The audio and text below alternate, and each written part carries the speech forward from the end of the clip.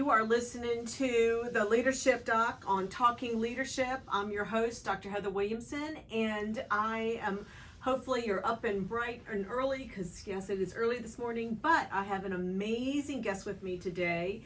His name is Michael Feibelman, and he is the owner of Second Life Incorporated. And so I really wanted to bring Michael on. He was a recommendation from a really good friend of mine who is amazing. And I really wanted to have him share a little bit about what he's doing within his business and how he is helping mentor his employees with regard to personal development and other things, I guess, which we'll talk about. So Michael, thank you very much for being here. Thanks for having me today. Yeah. It's great. So why don't you share a little bit about what your company is about and how you help others? Sure. So a little background. I've been in technology for over 30 years, and the most interesting point of where we are today is technology for maybe 100% or 90% of the people dominates their life. Yeah. But with schools, corporations, or government facilities, what do you do with all the old technology? I mean, does it end up in a landfill like the consumer returns from my big retailers? Does it end up in other people's hands and so on? So we're kind of a company that makes the big corporations compliant.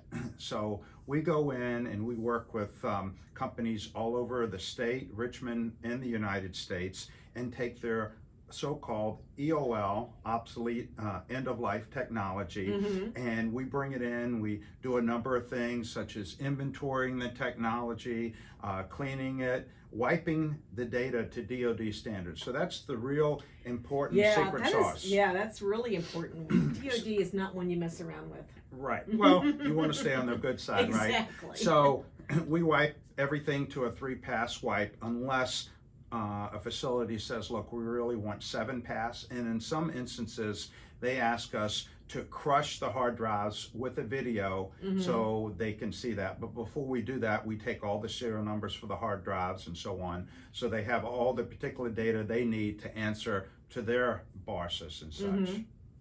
And so when you scrub all the database basically on these devices, then what do you do with them?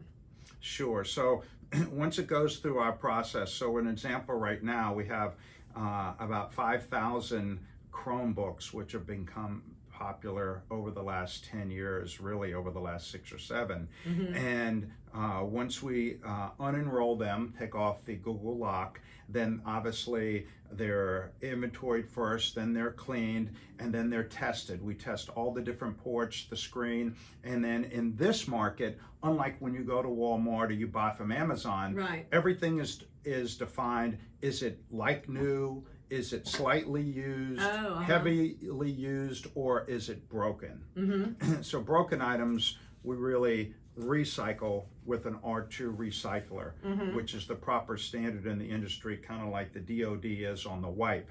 But when we resell stuff, it's really A, B, or C, and in our market, majority, unless we get new stuff, which we do get new stuff in, we got a couple dozen servers last week from a company that's in the box. It just happens to be a few years old, but for someone else, it'll be fine. But even when we get new items in the box from companies, we open the box and we verify that there's no data on it. We verify that it has this hard drive or it has this particular RAM, this processor, and then we know exactly what we're selling to the local or US or global secondary market, which this is what this industry is all about, is reuse, remarketing, and repurpose. Because you may have a phone and you may have an iPhone 10 or 12 or an Android phone, but if the phone is properly cared for, it'll last you 5, 6, 8 years or so. So that's exciting about this industry.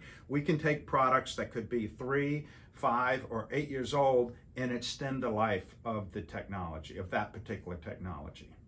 So as let's say within a company, why would it be important for the business owner or the executive to call you up and say, hey, we are redoing are employees' computer systems that they need to be upgraded, rather than just chunking it in the dumpster? Well, obviously for simple environmental and proper reasons within themselves, but a perfect example is a friend of mine in technology called me a week or so ago and said this school system used to deal with a company out of state, and they don't know what the situation is, but they need help. Yeah. They have XYZ items and they'd like to recuperate some money so they can use that for other things, to repurpose those monies for other, maybe technology or school supplies or whatever the school deems necessary. So, how the process would work on that is we would get an inventory of what they have. We would know how many people to send, how much equipment to send. We'd go get everything. We'd home run it back to our 27,000 square foot facility in Manchester, which is like a bedroom community of downtown Manchester. Actually is the new Scott's Addition. So so give us maybe I another have some clients down there, and I like that area. It's nice. Yeah, so give us maybe another 24 months or maybe 36, and it'll be what maybe Scott's Addition was 10 years ago, which I happened to have my other business for 9 years in Scott's Addition until we sold it. But right here in Manchester, we home run everything back here, and then we go through our processes, and then anywhere from, it could be 6 weeks, it could be 3 months, it depends on the process and the flow through our building. Then they recuperate monies for what is sent to us and so on, and what we sell. And I know with my son, the school that he goes to, they have Chromebooks. So I mean, just think about the school, all the different school systems, and the investment, whether it's been donated by a large company like Microsoft or whatever. Because they're kids are hard on their computers, and I don't know how long the lifespan is of those. I mean, a perfect example. May I call you Heather? You call me Heather. Okay, great. Because Dr. Williamson, I don't know if I can get the name exactly right, but Heather, just a perfect example. I'm invited to go to a show, a viewing of there's a school system getting rid of 20,000, we'll just say widgets. And I already know before I go, because I've been doing this for a few days, maybe a few centuries, but I know that X amount will be in B stock, X amount will be in C, and then the other portion will be dominated by D, meaning broken or unrepairable. And then there might be a few that are in perfect condition, maybe never used, never taken out of the box. Right. I think that's amazing that these materials get to be repurposed and then either sold or donated to other organizations or countries to help improve their lifestyle. And I'm very glad that you brought that to the forefront. We've got an amazing project that I believe it's a 3 to 5 year and hopefully longer project that we're working on, and we'll go over that in a minute if it's okay. Yeah, sure. But for instance, right now I work with another vendor that wants to find a home and wants to donate to a nonprofit. So they have $3,000 to $5,000 worth of technology, and we're going to facilitate the nonprofit, getting everything up to consumer standards, whether it's upgrading a hard drive, putting more RAM in it, cleaning the buttons or the screen or whatever it's done on the technical side, and then making that donation in their behalf, and then it can go for, I hate to give you the pun, but a second life. Right. They do that with iPhones. You can donate back to whether it's a Verizon store or what, and then they donate it to fix it up and make it usable, and then donate to others that might need it. So I'm just curious, what got you interested in this area of technology? Well, I've had over a dozen companies, actually 2 before I was 22, because different states, and always found technology fascinating. You as a young man, or a kid per se, you may start playing with Legos or Matchbox cars or toy trains and stuff, and I don't know, I was able to see technology and handle it as a young age, and I just became fascinated.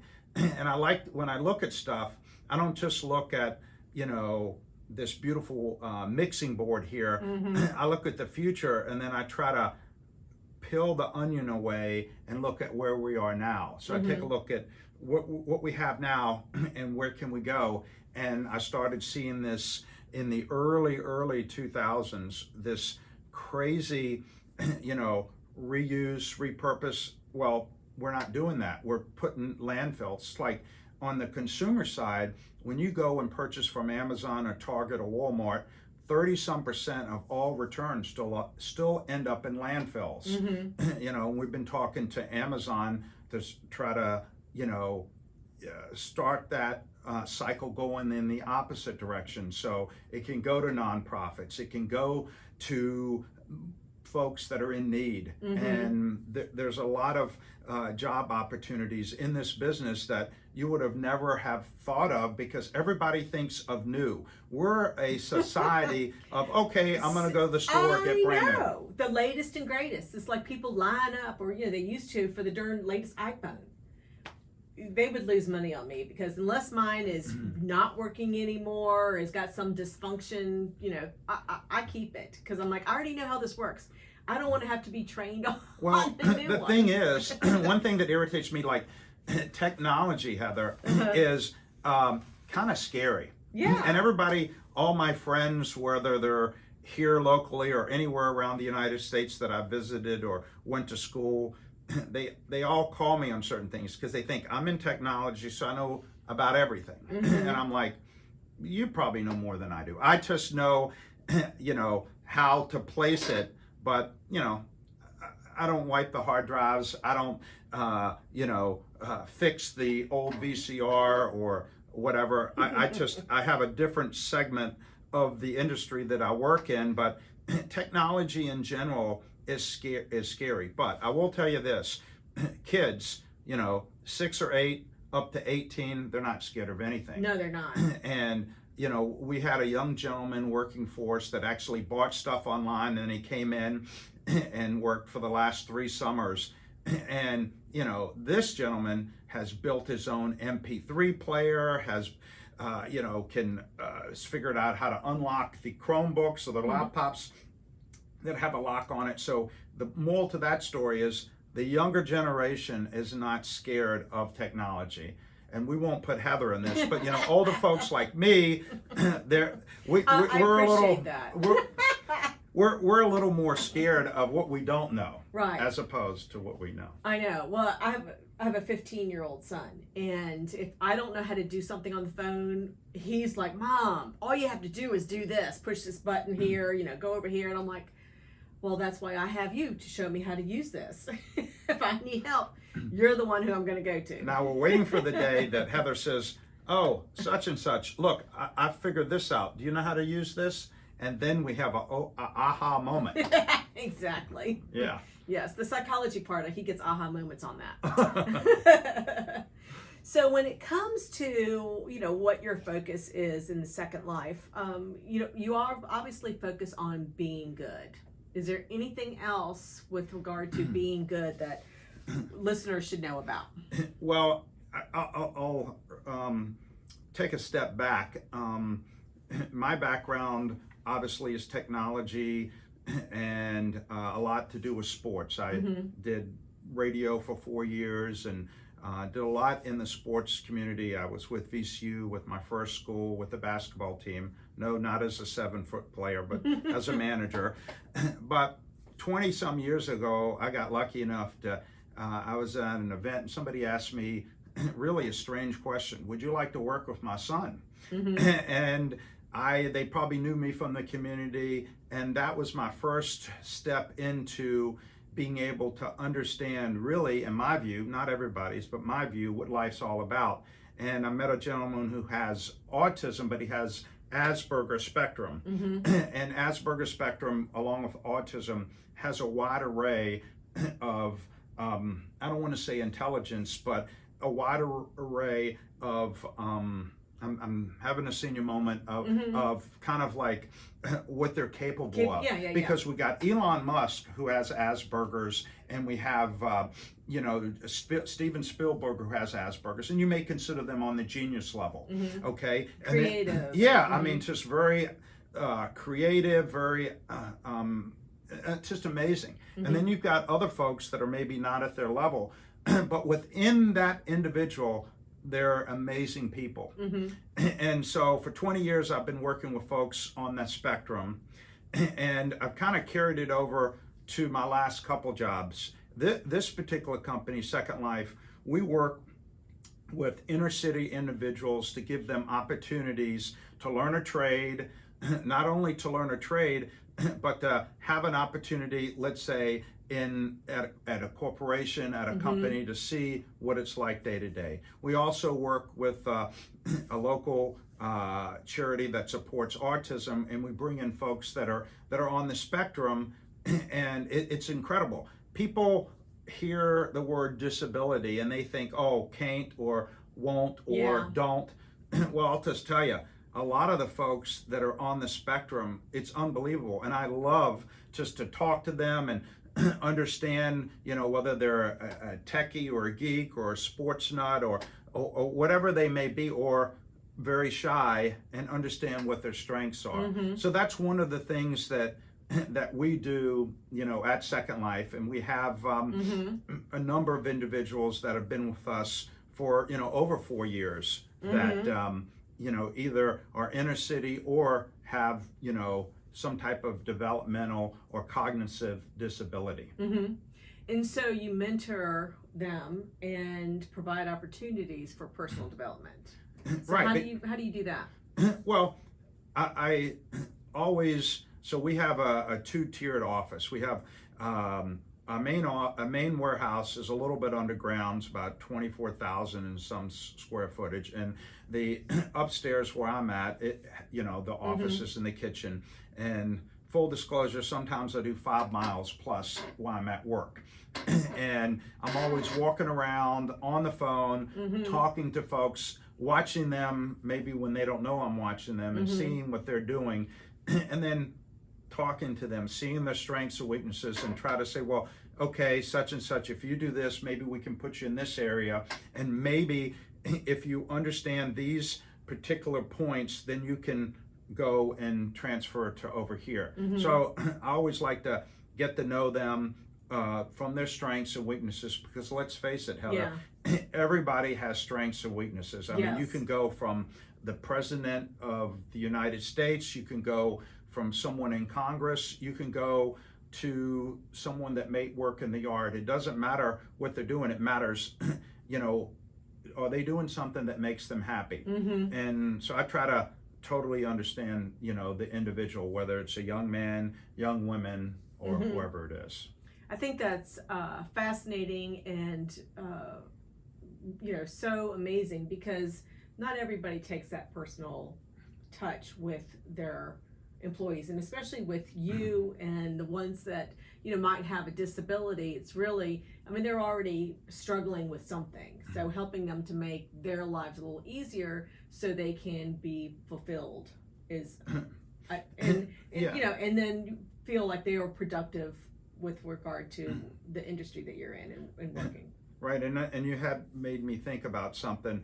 So when I started working with folks on the spectrum, I didn't know anything about that. And I just listened, took a step back of what the parents were telling me, of meeting the individual, of some of the things that the individual was not good at, or just in general, somebody that has autism, the social aspect is the biggest weakness with somebody that has autism. And I just used common sense, no book, no mentoring from somebody else, common sense to help break them of their weaknesses or enhance their weaknesses to make them strengths. And there was, for the first individual, about a dozen, and 8 or 9 after a year or so we accomplished, and we still work on the other ones. So if somebody has a business that's listening today, how would they be able to find that resource that you found with regard to getting additional help with somebody who might be on the spectrum? Sure. Well, there's a great organization called DARS in Richmond, around the state, and similar agencies around the United States. There are a lot of agencies. And DARS stands for? Developmental, it's working with folks that have disabilities. I don't know what the acronym stands for and so on. I haven't put that to memory, because as you get older, you lose a few brain cells, and I don't want to say the wrong thing. Well, not you get older, I'm speaking of myself. But there's a lot of different organizations out there, whether it's the Autism Society, whether it's SOAR 365, whether it may be some of the agencies that support the young men and women. And I use that loosely, whether somebody is 16, 17, or in their 50s. I'm still calling them young men and women, because I believe that's what everybody is. And yes, Heather, I call myself still young. But you hit on something that I'd also, if I may, take the forefront to talk about. One thing that I've been really lucky in my career and so on is to have many different interests and I kind of developed many different opportunities for myself. I developed to get a scholarship at my first school by just, doing certain things and being into sports and so on, and developed the ability to get involved with the other side of sports, with the radio side, by just listening and talking to people. And again, the 20 years ago, when I was lucky enough, and it happened to be at a sporting event, someone come up to me and ask, can you work with my son? And I didn't know how to react to that. And now I have a whole process and a plan put together, and we have corporations within the Richmond area that are participating. And I'll just kind of read a little bit about this, and then I'll let you ask me questions. But what we have is an environmental and a financially responsible and socially responsible partnership with corporations around Richmond and around the state, and nonprofits, very diverse nonprofits. We have some nonprofits that help folks on the spectrum and with the cognitive disabilities. We have a nonprofit that's very dear to my heart. I've been working with them for almost 15 years, by the name of Caritas, and they help folks that are either homeless or have addiction to alcohol or drugs. And they're just phenomenal folks, and I'm very lucky to be associated with them. And then we're helping other nonprofits to get proper food into the kitchens and the access to individuals as well.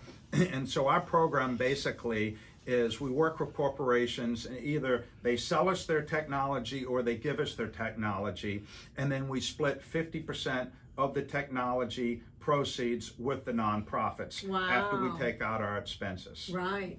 That's amazing. And what a huge gift for them. I mean, just in the Richmond MSA, my stats are over $75 million are deemed EOL every year. So there's plenty of growth and plenty of opportunity for companies to get on board and to help the less fortunate. And this is great because every big corporation, whether you're Capital One, Bank of America, or a smaller bank or so on, is giving certain dollars to the nonprofits. Well, they have to for their tax purposes. That's great. We're asking, let us buy or donate your technology, and let us give tens of thousands of dollars to a basket of nonprofits.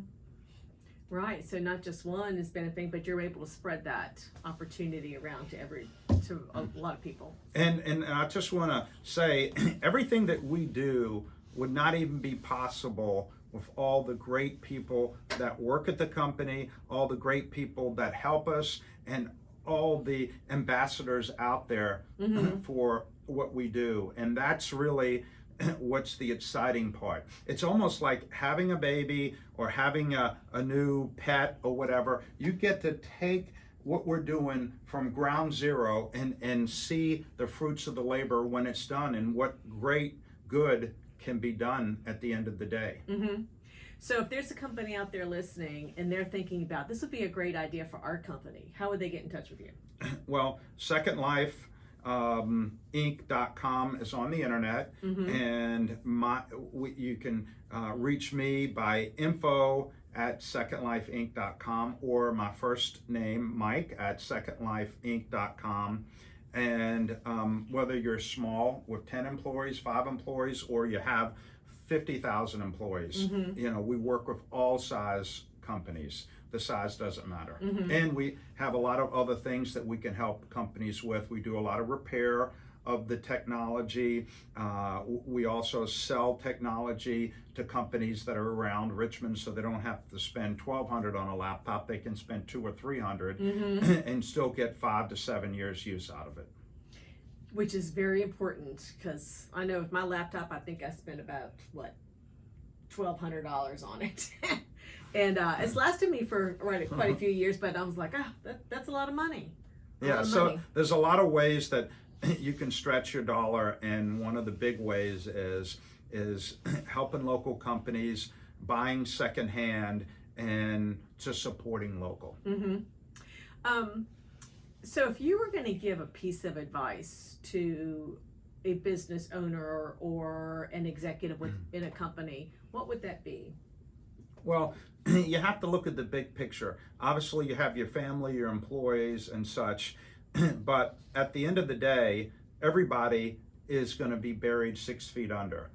And it doesn't matter if you have $10, $100,000, or $1 million in the bank. What matters is that you every minute, every hour, every day, you live it like it's your last. And what really matters in life is making sure that you treat others like you want to be treated, and make sure you give back, because whether you believe in God or don't believe in God or some higher being, that is proven in life to be the best way to live, is to treat others like you want to be treated, and to give back and to help folks that need an opportunity. I totally agree with you 100%. Thank you. Yay. I do. We try to give back as well, and I do on this show. And I think it's really important, because there's others that could really need assistance, or just like just a little bit of help, It doesn't have Sometimes you need you need a push. Yeah. You need a little bit of direction, and that is what I find is very important. And in life too, if somebody's looking, hey, what direction do I want to go? Never be afraid to ask somebody a question. Never be afraid to ask for the sale. And something I failed to mention because of my age, again, getting a little older, is one of the end products. I have a good friend from 39 years ago, which was with the VCU basketball team. I know I'm dating myself. How do you make me 39 when I know somebody 39 years? Don't ask me. That was my alma mater, so we're good. So he's going to be working with the governor, and I'm also helping, and they're going to start something called Midnight Basketball Shoot for the Stars. Oh, nice. And that's my dear friend Calvin Duncan, who has a number of nonprofits, but the nonprofit we're going to be working with is Calvin Duncan Life Academy. And we're first going to go into Petersburg, but part of what these companies are helping us with will go to fund that program. And it's amazing, because I have a part in it as well. Plus I love sports, plus I love helping. Calvin is an amazing individual as far as, being able to change people's lives for the better. And they're going to be mentoring. There's going to be basketball to keep folks off the street. We have a tremendous drug, gun, and violent crime issue around the United States.